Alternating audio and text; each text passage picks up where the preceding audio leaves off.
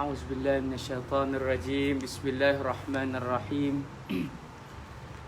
إلى حضرة النبي الكريم المصطفى رسول الله صلى الله عليه وسلم وإلى أرواح آبائه وإخوانه وأزواجه وذرياته وقرابته وتابع التابعين لهم بإحسان إلى يوم الدين، ثم إلى أرواح آبائنا ووالدينا ومعلمينا وذوي الحقوق علينا أجمعين. الفاتحة.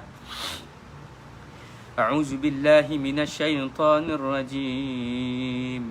بسم الله الرحمن الرحيم. الحمد لله رب العالمين الرحمن الرحيم مالك يوم الدين إياك نعبد وإياك نستعين اهدنا الصراط المستقيم صراط الذين أنعمت عليهم غير المغضوب عليهم ولا الضالين.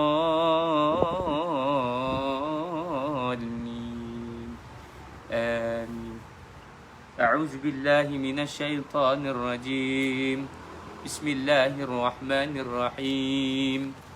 الحمد لله رب العالمين والصلاة والسلام على سيد المرسلين وعلى آله وأصحابه أجمعين. اللهم فقهنا في الدين وعلمنا بالتأويل. سبحانك لا علم لنا إلا ما علمتنا إنك أنت العليم الحكيم.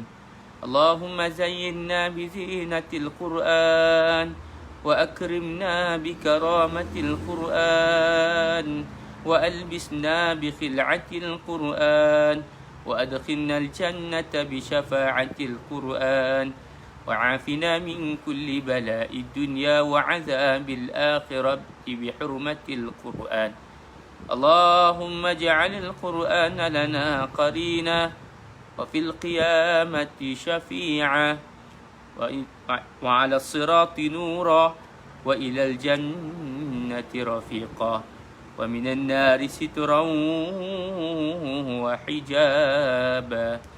اللهم إنا نعوذ بك من علم لا ينفع ومن قلب لا يخشع ومن نفس لا تشبع ومن دعوة لا يستجاب لها. ربنا ظلمنا أنفسنا وإن لم تغفر لنا وترحمنا لنكونن آتنا في الدنيا حسنة في الآخرة حسنة وقنا عذاب النار. والحمد لله رب العالمين. قبل الله منكم ومنكم تقبل يا كريم. أعوذ بالله من الشيطان الرجيم. بسم الله الرحمن الرحيم. السلام عليكم ورحمة الله وبركاته. الحمد لله رب العالمين والصلاة والسلام على سيد المرسلين وعلى آله وأصحابه أجمعين. اللهم فقهنا في الدين. Ya Allah, ya Tuhan kami, jadikanlah kami ilmu yang kami perolehi ilmu yang bermanfaat. Ya Allah, ya Tuhan kami, jadikanlah hati kami hati yang tenang, sabar dalam segala ujian yang baik maupun yang tidak baik bagi kami. Ya Allah, musibah maka semuanya adalah datang daripada Allah Subhanahu wa ta'ala, pasti mempunyai hikmah dan ibrah. Ya Allah, ya Tuhan kami, jauhkanlah kami daripada ilmu yang tidak bermanfaat.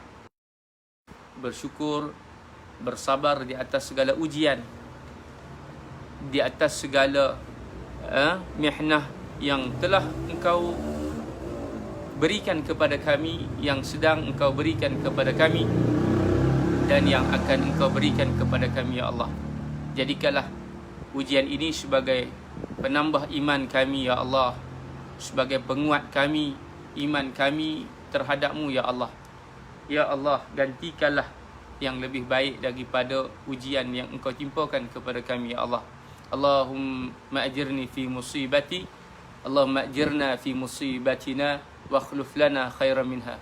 Amin ya rabbal alamin. Bismillahirrahmanirrahim. Assalamualaikum warahmatullahi wabarakatuh. Alhamdulillah yang berbahagia Tuan pengurusi Surau Taman Ros 2, Tuan Bilal, ahli jawatan kuasa Surau Taman Ros, muslimin dan muslimat, para penonton yang saya kasihi dan mudah-mudahan dikasihi oleh Allah Subhanahu wa taala sekalian. Alhamdulillah. Alhamdulillah, pertamanya sama-sama kita merafakkan syukur kepada Allah Subhanahu wa taala kerana Allah Subhanahu wa taala masih lagi memberikan kesempatan kepada saya kepada kita untuk berada di dalam majlis ilmu pada malam ini. Alhamdulillah, Allah masih lagi memberikan kesempatan kepada saya Al-Faqir Ilallah dapat bertemu dan bersua dengan tuan-tuan dan puan-puan di alam maya di dalam Facebook live kita pada malam ini, yang mana kita nak membawakan kepada tuan-tuan dan puan-puan tajuk daripada ayat-ayat yang kita akan baca daripada tafsir Al-Quranul Karim daripada surah Luqmanul Hakim.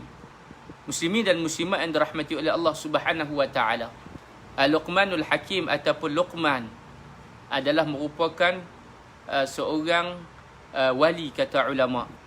Bahkan kata sebahagian ulama, ia adalah seorang yang disebut dalam Al-Quran dalam surah Luqman yang mana terkenal dengan nasihat-nasihat kepada anak-anak dia. Dalam tafsir Ibnu Katsir, pendapat mengatakan bahawa nama panjang Luqman adalah Luqman bin Unaqa bin Sadun, yang mana asal usul Luqman, sejumlah ulama mengatakan bahawa Luqman adalah seorang tukang kayu daripada Habsyi. Dan juga ada yang mengatakan bahawa Luqman seorang yang bertubuh pendek dan berhidung mancung daripada Nubah. Dan pendapat yang lain mengatakan dia daripada Sudan. Tuan-tuan dan puan-puan yang dirahmati oleh Allah Subhanahu wa taala, sebahagian juga mengatakan bahawa Luqman ini adalah seorang hakim pada zaman Nabi Daud alaihi salam. Tuan-tuan dan puan-puan, sebelum kita nak masuk kepada surah Luqman, dikisahkan dalam sebuah riwayat bahawa satu hari Luqman telah masuk ke pasar dengan menaiki seekor himar keldai bersama-sama dengan anaknya, mengikuti daripada belakang. Maka melihat tingkah laku Luqman itu, orang-orang di pasar, di suk, mereka ini berkata ketika mana mereka melihat Luqman dan anaknya, yang mana mereka yang pertama, mereka kata Luqman ini tidak bertimbang rasa, kerana anak dia ni berjalan kaki. Kemudian Luqman pula meletakkan anak dia di atas himar, kemudian dia pula duduk di bawah. Kemudian mereka kata Luqman itu membiarkan anak dia ini, makna dia membiarkan anak dia duduk di atas, merendah-rendahkan diri demi seorang anak. Tak sepatutnya seorang ayah ni merendahkan diri kepada anak dia, yang mana anak yang sepatutnya rendah diri kepada ayah dia. Kemudian masuk lagi, tuan-tuan dan puan-puan, ke kampung pasar yang seterusnya. Kemudian Luqman dan juga anak dia dua-dua duduk di atas keldai. Dan waktu ketika itu, maka orang di situ pun masih lagi tidak berhenti bercakap, masih lagi mengatakan bahawa apa tentang Luqman, kerana dia dan anaknya duduk di atas keldai, kesian pula kat keldai. Ini tuan-tuan dan puan-puan, cerita daripada Luqman ini sebenarnya banyak yang kita boleh ambil pengajaran. Seorang tukang kayu, yang mana satu hari datang seorang wanita bertemu dengan Luqmanul Hakim. Tuan-tuan dan puan-puan, bertemu dengan Luqmanul Hakim, dia minta kepada Luqman, suruh Luqman sembelih, suruh Luqman menyembelih akan seekor kambing keldai, seekor, bukan keldai, seekor kambing, syatun. Lalu dia minta kepada Luqman agar Luqman berikan ataupun keluarkan daripada kambing tersebut bahagian yang paling terbaik. Maka Luqman Al-Hakim kata, kamu datanglah keesokan harinya puan, aku akan bagi kepada kamu. Maka keesokan hari bila dia datang, maka Luqman bagi kepada perempuan ini, iaitulah anggota yang terbaik. Dan anggota tersebut adalah lidah dan juga hati. Maka perempuan itu bertanya kepada Luqman, kenapa engkau berikan kepada aku lidah dan juga hati, sedangkan ada lagi tubuh-tubuh yang lain yang lebih besar dan lebih enak ataupun lebih banyak isi dia. Kemudian Luqman kata, inilah yang terbaik daripada anggota tubuh, iaitulah lidah dan juga hati. Kemudian perempuan tu pun berlalu, datang lagi, dia bagi kepada Luqman dan minta Luqman bagi pula sembelih kambing yang kedua untuk bagi kepada dia anggota yang paling buruk. Lalu Luqman pun bagilah yang paling buruk, iaitulah lidah dan juga hati. Maka apa yang boleh kita ambil kesimpulan? Kata Luqmanul Hakim, wahai kakak, inilah anggota yang terbaik dan terburuk. Makna dia, yang terbaik di dalam tubuh badan kita, yang pertama adalah lidah dan yang kedua adalah hati. Kalau dua ini terbaik, maka baiklah segala tubuh badan kita. Sebagaimana yang Nabi SAW sebut dalam hadis, ala inna fil jasadi mudghah iza salahat salahal jasadu amalu kulluh wa iza fasadat fasadal jasadu amalu kulluh ala wahiyal qalb. Kata Nabi SAW, ingatlah Nabi kata, intabih, ambil perhatian. Sesungguhnya setiap daripada jasad ataupun tubuh badan makhluk ini ada satu daging yang mana bila elok daging tersebut, maka eloklah seluruh daripada jasad dia. Apabila rosaknya daging tersebut, maka rosaklah seluruh jasad tersebut. Kata Nabi, apa dia? Iaitulah ia seketul daging yang bernama hati. Muslimin dan muslimat yang dirahmati oleh Allah Subhanahu wa taala. Itulah di antara kisah yang kita boleh sebut mukadimah daripada Luqman. Jadi Luqmanul Hakim ini adalah seorang wali Allah, seorang kekasih Allah Subhanahu wa taala, yang Allah kasihi. Wali ni makna orang yang Allah kasih. Di antara nasihat Luqmanul Hakim daripada ayat 13 hingga 15, Allah Subhanahu wa taala kata, wa iz qala Luqmanu li ibnihi wa huwa ya'iduhu ya bunayya la tusyrik billah inna syirka la dhulmun azim.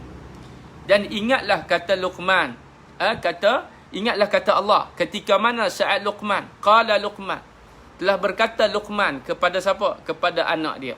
Luqman ni dia habaq ke anak dia. Luqman nasihat kepada anak dia. Apa yang Luqman nasihat? Iaitulah nasihat yang penting lah. Selalunya nasihat yang diberikan oleh seorang ayah ni, nasihat yang penting. Ayah ni selalu dia tak bercakap banyak. Tapi bila dia bercakap, menunjukkan percakapan dia itu satu nasihat yang sangat penting kepada anak dia. Apa kata Luqman? Libnihi wa huwa ya'iduhu ya bunayya. Kata Luqman, ya bunayya, wahai anakku, la tusyrik billah, janganlah kamu menyekutukan Allah Subhanahu wa taala. Dan Luqman kata, Allah Subhanahu wa taala cerita balik kepada kita. Nasihat yang pertama Luqman, iaitulah kata dia, jangan syirik kepada Allah Subhanahu wa taala. Kenapa tuan-tuan dan puan-puan? Kita tidak boleh syirik kepada Allah Taala kerana la ilaha illallah. Tidak ada ilah, tidak ada yang layak, tidak ada yang boleh berkongsi, tidak ada yang setanding. Lam yakul lahu kufuwan ahad. Tidak ada yang setanding dengan Allah Subhanahu wa taala. Allah lah yang memberikan segala-gala. Bila kita sebut segala-gala itu makna dia apa? Hanya segala-gala itu berlaku daripada kekuasaan, ketentuan, izin Allah Subhanahu wa taala. Jadi, maka dengan sebab itu tidak layak kita nak meletakkan yang lain itu yang mana kita boleh menyamakan dengan Allah Subhanahu wa taala. La syarikalah, biyadikal khair atau biyadihil khair wa huwa ala kulli syai'in qadir. Tidak ada yang setanding dengan Allah. Tidak boleh kita sekutukan Allah Subhanahu wa taala. Kenapa tidak boleh sekutukan Allah? Kerana sekutu ataupun syirik ini adalah merupakan sebesar-besar dosa di sisi Allah Subhanahu Wa Taala. Tidak ada dosa yang lebih besar daripada dosa syirik kepada Allah Taala. Sebab itu tuan-tuan dan puan-puan, ulama kata dosa syirik ini tidak diampunkan oleh Allah Subhanahu Wa Taala. Allah tidak mengampunkan dosa syirik. Kerana apa? Kerana syirik itu adalah merupakan la zulmun azim. Merupakan kezaliman yang paling besar. Sebesar-besar kezaliman yang dilakukan oleh makhluk adalah dia menyekutukan Allah Subhanahu Wa Taala. Sebab itu kata ulama Fudail bin Iyad mengatakan bahawa syirik ini terbahagi kepada dua. Yang pertama syirik jali, yang kedua syirik khafi. Apa makna syirik jali? Syirik terang-terang. Terang-terang dia mensyirikkan Allah, menyekutukan Allah, dia menyamakan Allah Ta'ala. Contohnya apa?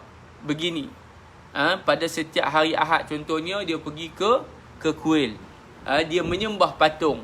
Kemudian hari Isnin dia pergi masjid, dia sembahyang. Dia menyembah Allah Subhanahu Wa Taala, pada masa yang sama dia menyembah selain daripada Allah. Itu syirik yang besar.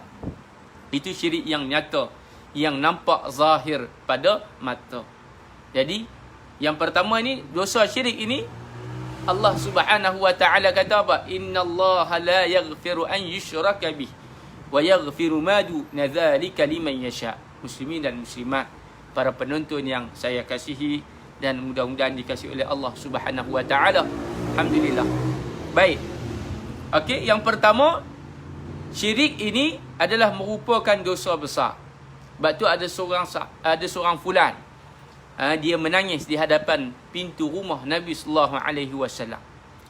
Bila dia menangis, tuan-tuan dan dirahmati Allah, waktu ketika itu Sayyidina Umar Al-Khattab lalu depan rumah Nabi. Sayyidina Umar Al-Khattab bila lalu depan rumah Nabi, Sayyidina Umar tengok lelaki itu dan Sayyidina Umar pun turut sekali menangis. Subhanallah. Sampai macam tu sekali. Kemudian Nabi buka pintu. Kata Sayyidina Umar, ya Rasulullah, ada orang yang menangis di hadapan pintu rumah tuan ya Rasulullah. Nabi panggil dia masuk. Nabi tanya, kenapa kamu menangis wahai Umar? Maka Sayyidina Umar menjawab, aku menangis kerana aku melihat fulan ini menangis di hadapan rumah Rasulullah sallallahu alaihi wasallam. Nabi pun panggil dia. Dia menangis teresak-esak, tuan-tuan dan puan-puan. Menangis, sungguh-sungguh menangis.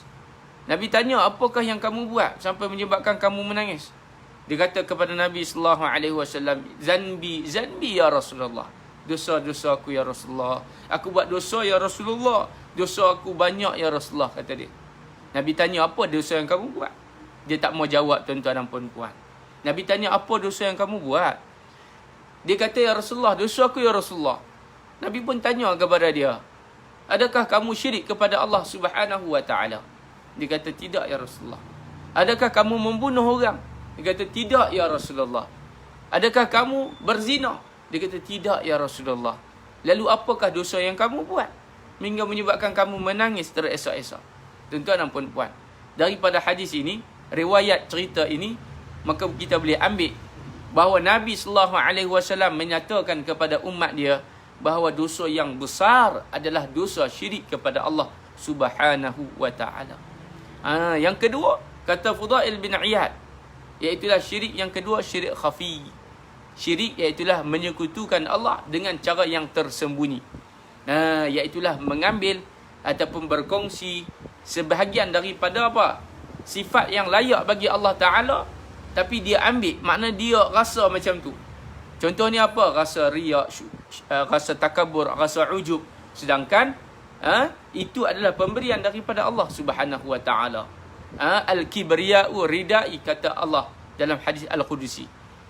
Hadis Al-Qudusi, di mana Allah Subhanahu Wa Ta'ala berfirman, Al-kibriya'u ridai. Kibriya, sombong itu adalah selendang aku. Nak tunjuk kata bahawa kita tak layak memakai pakaian yang mana yang layak bagi Allah Subhanahu Wa Ta'ala. Sombong, kemudian apa lagi? Angkuh, itu semua adalah sifat-sifat Allah Subhanahu Wa Ta'ala.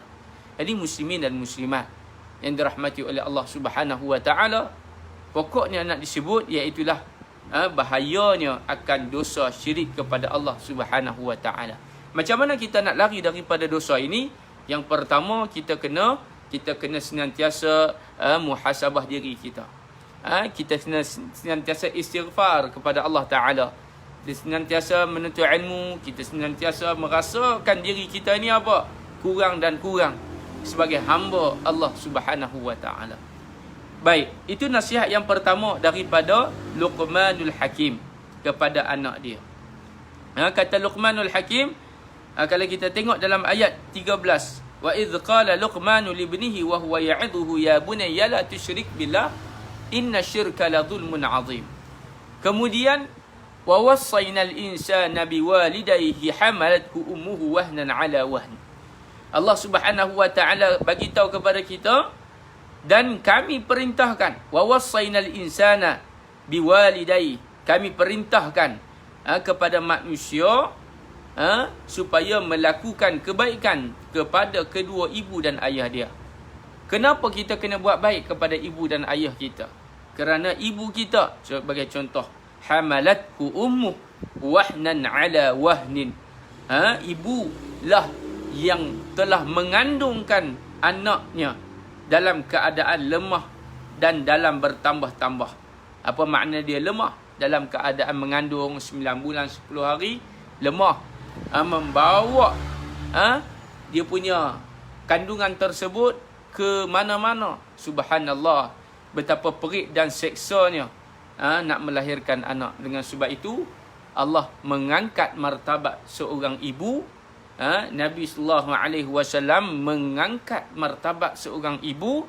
Nabi mengatakan ummuka, ummuka, ummuka, ibu kamu, ibu kamu, ibu kamu. Sebanyak 3 kali barulah Nabi sebut ayah kamu. Kenapa tuan-tuan dan puan-puan? Kerana ibu ini adalah seorang insan yang mana syurga yang Allah berikan kepada manusia ini, redha Allah kepada kita bergantung kepada redha ibu dan ayah. Ibu antara manusia yang kita kena hargai. Baik, ibu adalah antara manusia yang kita kena sanjungi. Kerana ibulah al-jannah, kata Nabi, tahta aqdamul ummahat. Syurga itu terletak di bawah redha ibu kita.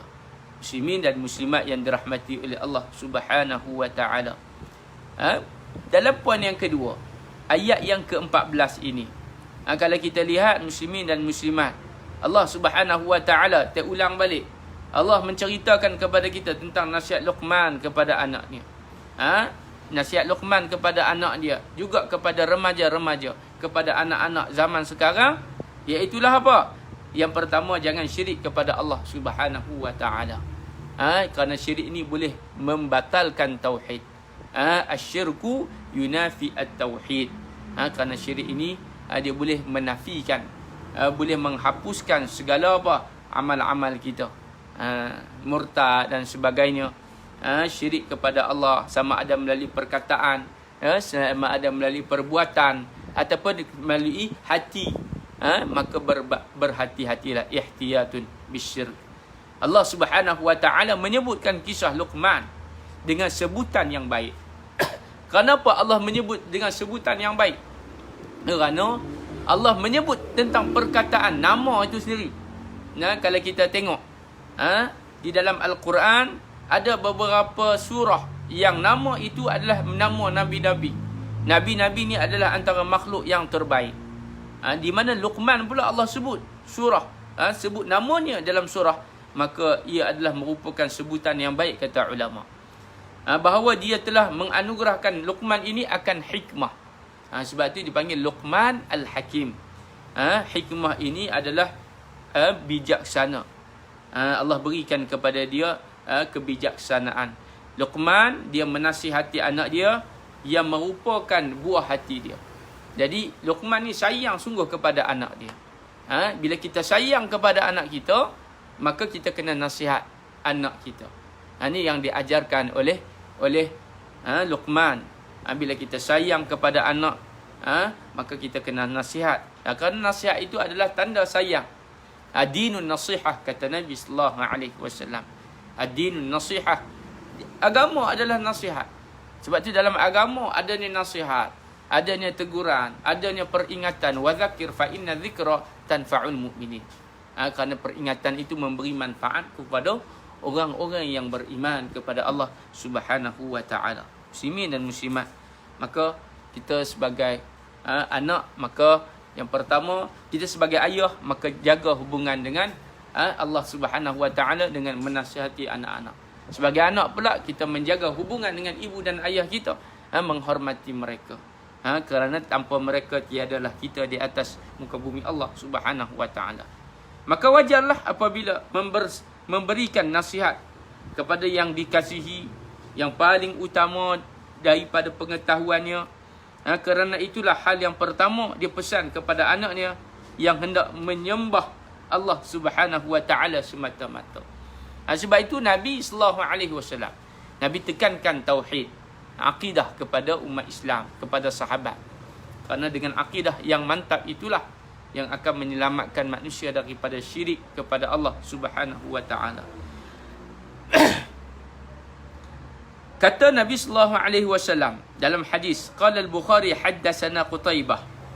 Qalu ayyuna, katanya bahawa daripada Imam Al-Bukhari rahimahullahu taala, hadis yang diriwayatkan daripada Alqamah, daripada Abdullah, yang menceritakan bahawa diturunkan firman Allah Subhanahu wa taala, orang-orang yang beriman dan tidak mencampur adukkan iman mereka dengan kezaliman, yakni syirik, hal itu terasa berat bagi para sahabat Nabi sallallahu alaihi wasallam. Siapakah di antara kita yang tidak mencampuri imannya dengan perbuatan dosa? Maka Rasulullah sallallahu alaihi wasallam bersabda, bukan demikian yang dimaksudkan dengan zalim. Tidakkah kamu mendengar ucapan Luqman, hai anakku, janganlah kamu menyekutukan Allah. Sesungguhnya menyekutukan Allah adalah merupakan kezaliman yang besar. Satu hari bila turun ayat ini, maka sahabat ni faham, sahabat-sahabat ni mereka faham bahawa apa? Siapa yang tak buat dosa? Semua orang buat dosa. Nabi sallallahu alaihi wasallam kata dosa dilakukan, tetapi dosa yang besar iaitulah syirik kepada Allah Subhanahu wa taala. Yang kemudian yang kedua iaitulah tentang wa wassaynal insana biwalidayhi hamalathu ummuhu wahnan ala wahn. Yakni berbuat baik kepada orang tua. Kalau kita, tuan-tuan dan puan-puan, sebagai contohnya, kita sebagai contohnya kita ada anak. Kita nak anak kita hormat kepada kita, maka kita kena hormat kepada ibu dan ayah kita. Birrul walidaini tabarru abnaakum. Kata Nabi, kamu buat baik dengan mak ayah kamu, maka anak-anak kamu akan buat baik kepada kamu. Muslimin dan muslimat yang dirahmati oleh Allah Subhanahu wa taala, maka dengan ayat yang lain Allah berpesan kepada kita dalam surah Al-Isra ayat 23, wa qada rabbuka alla ta'budu illa iyyah. Dan Tuhanmu Allah Subhanahu wa taala telah memerintahkan kepada kamu untuk apa? Untuk menyembah Allah Subhanahu wa taala. Jangan kamu sembah selain daripada Allah. Kemudian berbuat baiklah kepada ibu dan ayah. Saat terutama apabila ibu dan ayah kita meningkat usia tua. Kabura maqtan 'inda Allah. Allah Subhanahu wa taala murka kepada orang yang derhaka kepada ibu dan ayah dia. Ini tentang ayat-ayat. Wa fisaluhu fi 'amain. Sebab apa? Ibu ni terutamanya. Sebab ibu inilah yang menyapih dalam 2 tahun. Yang menyusu, mengasuh, menyusu. Setelah melahirkan anak selama 2 tahun, ibu yang menyusu. Subhanallah. Betapa hebatnya, betapa besarnya jasa seorang ibu yang mana setelah melahirkan anak, mengasuh, menyusu pula selama berapa? 2 tahun. 2 tahun, tuan-tuan dan puan-puan. Dia makan, kemudian makanan tersebut dia diminum. Itulah jadi susu tu diminum pula oleh anak-anak. Baik. Anak dia. Wa hamluhu wa fisaluhu 30 syahra. Kemudian mengandung sampai menyapih adalah 30 bulan. Dalam ayat ini sebagian ulama mengatakan bahawa sungguh Allah Subhanahu wa taala menyebut tentang jerih payah ibu dan penderitaannya dalam mendidik dan mengasuh anak dia. Sebab tu ibu ni kok mana pun anak dia tetap akan sayang kepada anak dia. Dia tetap sayang kepada anak dia. Ibu dia boleh menjaga 10 orang anak. Tapi 10 orang anak belum pasti dapat menjaga seorang ibu ataupun ibu dan ayah mereka. Wa qur rabbirhamhuma kama rabbayani saghira. Dan ucapkanlah, wahai Tuhanku, kasihilah mereka berdua. Maka dengan sebab itu, macam mana anak ni dia nak membalas jasa ibu tidak terbalas. Seorang sahabat Nabi SAW, Uwais Al-Qarni. Uwais Al-Qarni dia duduk di Yaman. Dia bawa ibu dia. Dia bawa ibu dia daripada Yaman ke tanah Arab, ke Mekah untuk melakukan ibadah haji. Saat ketika mana membawa ibu dia daripada Yaman ke Mekah, beribu batu. Namun kata Nabi SAW, apabila dia bertanya kepada Nabi, ya Rasulullah, adakah sudah terbalas jasa aku untuk membalas jasa ibu aku yang melahirkan aku? Maka kata Nabi SAW, sedikit pun tidak terbalas jasa ibu kamu melahirkan kamu. Maknanya nak ganti balik dengan jasa ibu melahirkan kamu. Kamu kendong ibu kamu daripada Yaman sampai ke Mekah pun tidak terbalas. Sebagai contoh, bawa mak dia sampai ke Mekah. Seorang sahabat Nabi, Uwais Al-Qarni ni hebat orang dia. Walaupun begitu, bila dia letih, bila dia sakit, dia boleh lagi berehat. Dia boleh lagi duduk sebentar. Dia boleh berhenti sekejap. Namun, ibu yang nak melahirkan anak, dia tidak boleh berhenti. Macam mana nak berhenti sedangkan dia nak melahirkan anak? Tidak ada stop. Maka dengan sebab itulah besarnya pengorbanan ibu ni. Muslimin dan muslimat yang dirahmati oleh Allah Ta'ala. Maka dengan sebab itu, dua ini adalah merupakan nasihat yang sangat-sangat besar daripada Luqmanul Hakim. Jadi macam mana kita nak berjasa kepada ibu dan ayah kita? Berdoa. Kita niatkan segala bacaan Al-Quran kita, hadiahkan kepada ibu dan ayah kita. Dan terutama kita berdoa kepada mereka. Antara doa yang Nabi SAW ajarkan kepada kita ini daripada Al-Quran Al-Karim, iaitulah daripada surah Al-Isra ayat 24. Wa qur rabbirhamhuma kama rabbayani saghira. Katakanlah, wahai Tuhanku, kasihanilah ataupun kasihilah mereka keduanya. Itulah ibu dan ayah. Sebagaimana mereka berdua telah mendidik dan membesarkan aku sewaktu aku kecil. Allahumma salli ala Sayyidina Muhammad wa ala alihi wa ashabihi ajma'in. Jadi itulah di antara poin-poin yang dapat kita kongsikan daripada ayat 13 dan ayat 14. Kita pergi kepada ayat yang seterusnya, ayat yang ke-15. Wa in jahadaka ala an tusyrika bima laysa laka bihi ilmun fala tuti'huma. Dan kata Allah Ta'ala, jika keduanya memaksa kamu untuk melakukan sekutu dengan aku, la ta'ati li makhluq fi maksiatil khaliq. Jangan kamu taat kepada makhluk yang mengajak kepada kemaksiatan. Kalau macam tu, barulah kita boleh tinggalkan perintah mereka. Selagi mana mereka tidak mengajak kepada kejahatan, maka selagi itulah kita sebagai anak-anak ni patut taat kepada ibu dan ayah kita. Selagi mana mereka tidak mengajak kepada sekutu syirik kepada Allah, maka selagi itulah kita harus apa? Kita harus taat kepada mereka. Walaupun mereka tidak sealiran ataupun walaupun mereka tidak seagama dengan kita, sebagai contoh, maka tetap kita kena apa? Kita kena taat kepada mereka dalam perkara-perkara yang bukan kemaksiatan. Wattabi' sabila man anaba ilayya.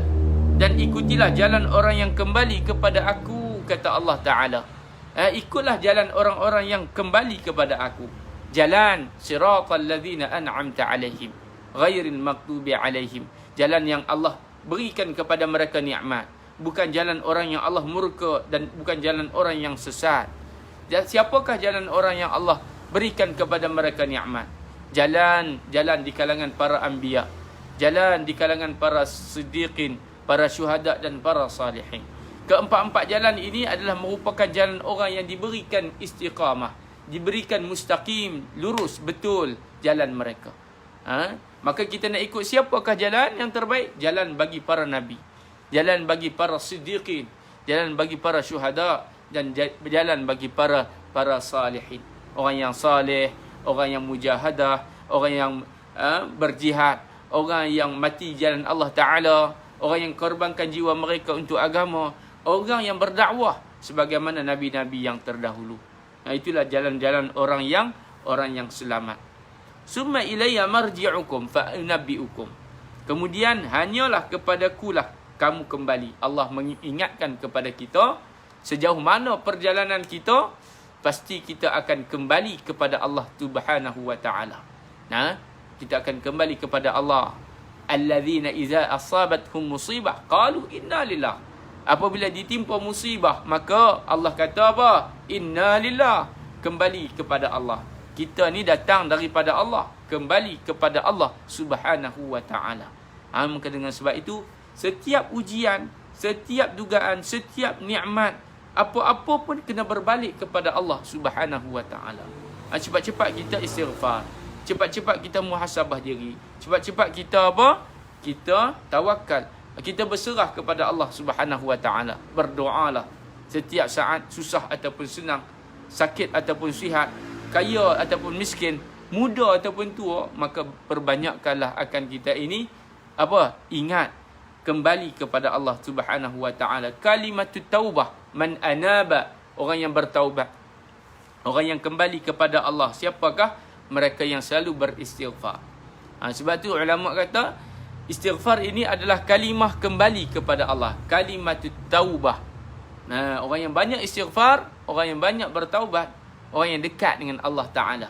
Wa iza sa'alaka ibadi anni fa inni qarib. Apabila diminta satu-satu permintaan oleh hamba aku, fa inni qarib, Allah kata aku ni dekat kepada hamba aku. Ujibu da'watad da'i iza da'an. Aku akan jawab segala permintaan mereka, apa yang mereka minta. Bila dalam kitab Al-Hikam, Syekh Ibnu Atha'illah As-Sakandari sebut, apa yang kita minta sekalipun tidak dapat, sungguh sebenarnya Allah sedang berdialog dengan kita. Kalaupun kita tak boleh bersangka baik dengan dengan sifat-sifat Allah yang maha baik itu, maka bersangka baiklah dengan Allah Ta'ala, kerana Allah senantiasa bermuamalah. Allah senantiasa memberikan kepada kita nikmat. Allah senantiasa memberikan kepada kita akan kurnia Allah Ta'ala. Jadi, maka dengan sebab itu, ingatlah bagaimana untuk kita nak tenang, maka kembali kepada Allah Subhanahu wa Ta'ala. Fa unabbi'ukum, ku beritakan kepada kamu apa yang telah kamu kerjakan. Maka aku akan beritakan kepada kamu apa yang telah kamu kerjakan. Bermakna apa? Allah Subhanahu wa taala Maha melihat. Sebahagian pendapat ulama. Baik. Hadirin dan hadirat yang dirahmati oleh Allah Subhanahu wa taala. Kita tengok sedikit lagi ayat yang ke-16. Ya bunayya innaha in takum misqala habatin min khardalin fatakum fi sakhrah aw fis samawati aw fil ardi ya'ti biha Allah. Innallaha latifun khabir. Luqman berkata, wahai anakku, sungguhnya jika ada sesuatu perbuatan seberat biji sawi dan berada dalam batu ataupun langit ataupun di dalam bumi, nescaya Allah Subhanahu wa ta'ala akan mendatangkan balasnya. Jika ada sesuatu perbuatan, pasti akan dibalas oleh Allah Ta'ala. Mana kita faham setiap apa yang kita buat tidak terlepas daripada apa? Daripada kiraman katibin, malaikat yang sedang menulis, raqib dan atid, yang menulis tentang apa-apa yang kita kerjakan. Tidak terlepas, kata Allah Ta'ala, walaupun berada dalam batu ataupun berada di atas langit sekalipun, maka tidak akan nescaya Allah akan mendatangkan balasannya kepada kita. Innallaha latifun khabir. Allah ni maha melihat. Ya bunayya aqimis salata wa'mur bil ma'ruf wanha 'anil munkar. Wahai anakku, kata Luqman Al-Hakim lagi, pesan Luqman agar apa? Agar jangan tinggalkan solat. Jangan lewat-lewatkan solat.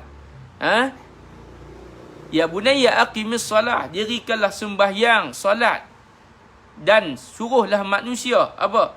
Mengerjakan yang baik dan cegahlah manusia daripada melakukan yang mungkar, dan bersabarlah terhadap apa yang menimpa kamu. Wanha 'anil munkar wasbir 'ala ma asabak inna dzalika min 'azmil umur. Setiap apa yang Allah Subhanahu wa taala uji kita, iaitulah kita kena bersabar terhadap apa yang menimpa kita.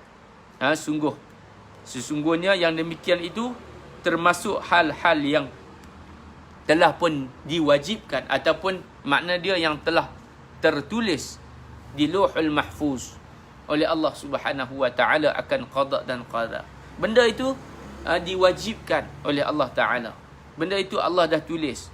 Sebahagian pada ulama mengatakan bahawa apa? Inna dzalika min wala tasa'ir khaddaka linnasi wala tamshi fil ardi maraha. Kita pergi kepada ayat yang ke-17. Dan janganlah kamu memaling muka daripada manusia kerana sombong. Dan janganlah kamu berjalan di atas muka bumi dengan angkuh. Allah Subhanahu wa taala murka kepada orang yang sombong. Allah benci kepada orang yang sombong. Allah benci kepada orang yang angkuh. Kerana apa? Kerana Allah tidak suka orang-orang yang sombong lagi membanggakan diri. Innallaha la yuhibbu kulla mukhtalin fakhur. Dan orang-orang yang membangga-banggakan diri adalah merupakan perbuatan yang Allah Subhanahu wa taala murka. Dan Allah kata apa lagi? Sederhanalah kamu dalam berjalan dan lunakkanlah suara kamu. Sesungguhnya seburuk-buruk suara ialah suara keledai. Orang yang mana? Orang yang sombong, orang yang angkuh, orang yang suara dia lantang, itulah lantang dalam benda yang tidak sepatutnya, maka digambarkan sebagai suara, iaitulah suara himar, sautul hamir. Ini adalah antara nasihat yang besar manfaatnya daripada Luqmanul Hakim yang dikisahkan oleh Allah Subhanahu wa taala, yang diriwayatkan diwasiatkan oleh Luqman agar manusia mengambil contoh dan mengikuti jejaknya, jejak orang-orang yang saleh. Oleh itu Allah Subhanahu wa taala menyitir perkataan Luqman sebagai ya bunayya innaha in takum misqala habatin min khardalin. Wahai anakku, sesungguhnya jika ada sesuatu seberat biji sawi, maka perbuatan tersebut sekecil dosa pun Allah akan membalasnya. Begitu juga dengan kebaikan. Jika ada kebaikan yang sekecil zarah sekalipun, maka akan dapat dilihat oleh Allah Subhanahu wa taala. Wa ya'ti biha Allah, makna dia Allah akan membalas atas dosa-dosa tersebut. Wa nada'ul mawadin al-qista li yaumil qiyamah fala tuzlamu nafsun syai'a wa in kana misqala habatin min khardalin ataina biha wa kafa bina hasibi. Allah kata kami akan memasang timbangan yang tepat pada hari kiamat, maka tiadalah dirugikan seseorang barang sedikit pun. Kalau kita buat benda yang bermanfaat, benda yang baik, amal soleh, maka kita tidak akan dirugikan oleh Allah Subhanahu wa taala. Itu janji Allah. Innallaha hala yuhibbu kulla mukhtalin fakhur. Innallaha la yukhliful mi'ad. Allah tidak memungkiri janji. Kita baca dalam Quran ayat tentang golongan-golongan yang beramal soleh, Allah tidak akan memungkiri janji. Allah akan membalas dengan kebaikan. Kita baca ayat tentang orang yang melakukan dosa diazab oleh Allah, maka Allah tidak akan berlengah-lengah. Allah pasti akan menunaikan janji dia. Allah bukan sahaja sifat dia Ar-Rahman Ar-Rahim, bahkan sifat Allah juga adalah adalah membalas, yang maha membalas. Maka kita sebagai manusia tidak lari daripada kesilapan, maka perbanyakkanlah kita akan istighfar, perbanyakkanlah kita akan zikir, mohon ampun kepada Allah, jaga hubungan dengan Allah, jaga hubungan dengan sesama manusia. Mudah-mudahan kita mendapat keampunan daripada Allah Subhanahu wa taala, selamat dunia dan hari akhirat. Baik, yang baik datang daripada Allah Subhanahu wa taala. Yang lemah, yang kurang, yang salah dan silap, mohon maaf jika ada kekurangan. Makasih kepada ahli jawatan kuasa Surau Taman Rus 2, muslimin dan muslimat yang menonton, yang mana kita telah kongsikan sedikit sebanyak tentang nasihat daripada Luqmanul Hakim. Mudah-mudahan menjadi pedoman dan juga menjadi pengajaran ibrah kepada kita semua. Di antara pengajaran yang dapat kita ambil iaitulah nasihat, senantiasa menasihati anak-anak, senantiasa hidup dalam nasihat menasihati. Kemudian jangan kita terlalu termakan dengan kata-kata manusia. Apa makna dia? Iaitulah jangan terlalu indah sangat dengan kata-kata manusia. Kerana manusia ini tidak pernah puas. La tashba' nafsu. Tidak pernah puas. Kalau nak ikutkan nafsu tidak pernah puas. Maka yang penting adalah kita menjaga pandangan Allah Subhanahu wa taala. Itu yang lebih penting. Baik tuan-tuan dan puan-puan. Sekadar itu daripada saya. Saya mohon maaf jika ada kekurangan. Kita tangguh majlis kita. Kita tutup majlis kita dengan tasbih kafarah dan surah Al-As. Subhanakallahumma bihamdik asyhadu an la ilaha illa ant astaghfiruka wa atubu ilaik. Wal 'asr innal insana lafi khusr illa alladhina amanu wa 'amilus salihat wa tawassaw bil haqq wa tawassaw bis sabr. Wabillahi taufiq wal hidayah. Assalamualaikum warahmatullahi wabarakatuh.